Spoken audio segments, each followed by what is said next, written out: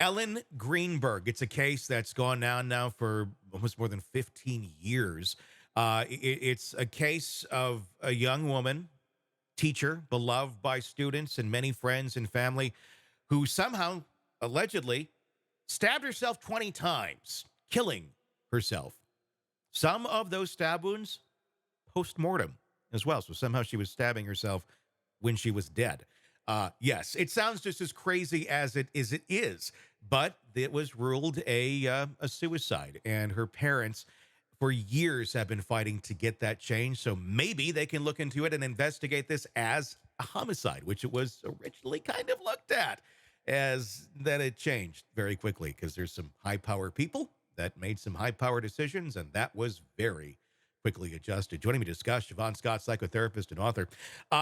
Goodness, this is one where it just blows the mind because the facts are the facts. And why do we live in a world where we have to go to such lengths to try and just correct this? It seems to be a clear error.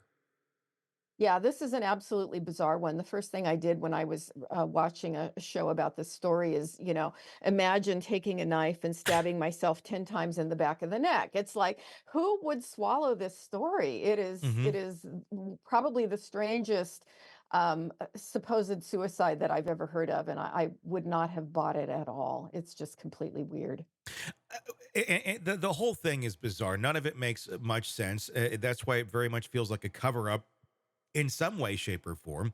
The behavior of some of the people in her life that were very close to her, the ex-fiance being one of them, has moved on. His story was that he, went to go exercise, came back up, door was locked, broke it down. There's some question about the lock story and exactly what the damage was, and then found her like this. Maybe that is how he found her. Maybe that's exactly how he found her. There's also talk now about the body being moved, but it was never looked at as a Right. homicide investigation. He was never looked at as a suspect. And again, has moved on with his life, has not been charged with anything, and who knows, maybe he will someday. I don't know.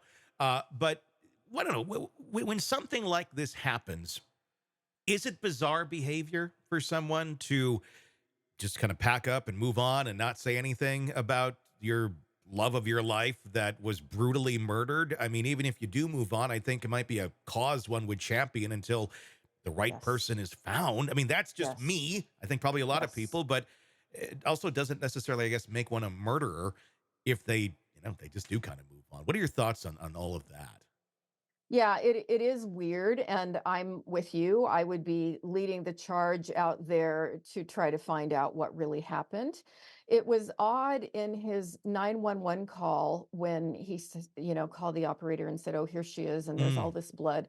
And then when he found the knife, which it took him a while to say there's a knife here, his first thing out of his mouth was, "Oh, she stabbed herself."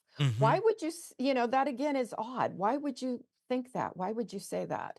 So, yeah, I would look closely at him because the whole thing, it's just very fishy.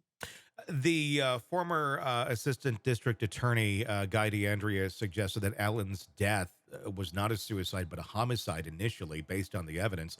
And now the court is finally allowing the Greenberg family to proceed with discovery and depositions, including questioning DeAndrea, maybe providing some crucial insights into the original investigation. If you are to start deposing people, DeAndrea or the former fiance.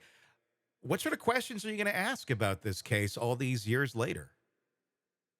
You're gonna have to get to a story that makes sense. Hmm. And at this point, there isn't a story that makes any sense other than this is a homicide. Hmm. So you're gonna have to go over all the evidence again and start breaking it down.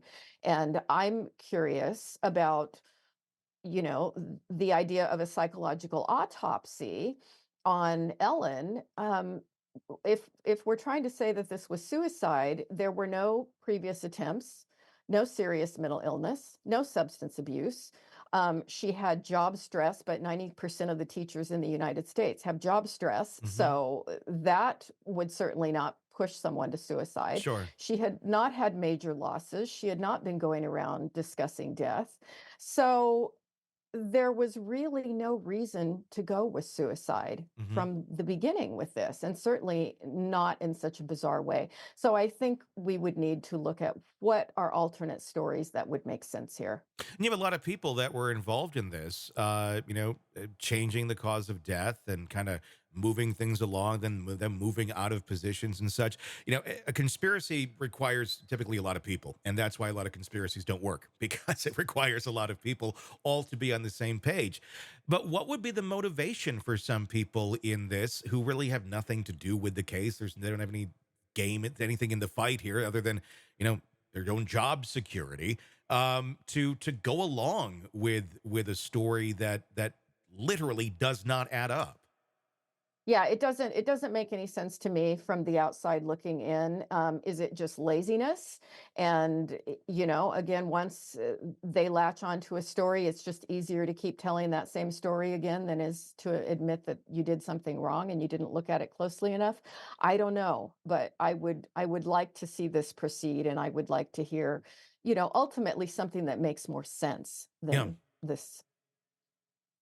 Hey, thanks for checking out the video. Be sure to follow us wherever you download podcasts, and especially Apple Podcasts, where you can get advanced episode and premium content on our premium channel right there. Also, be sure to follow us on social media so you don't miss any breaking updates on the stories that matter to you most. We're on TikTok, X, Instagram, Facebook. Just search Hidden Killers Podcast with Tony Brueski, and you'll find us right there. Again, thanks for watching.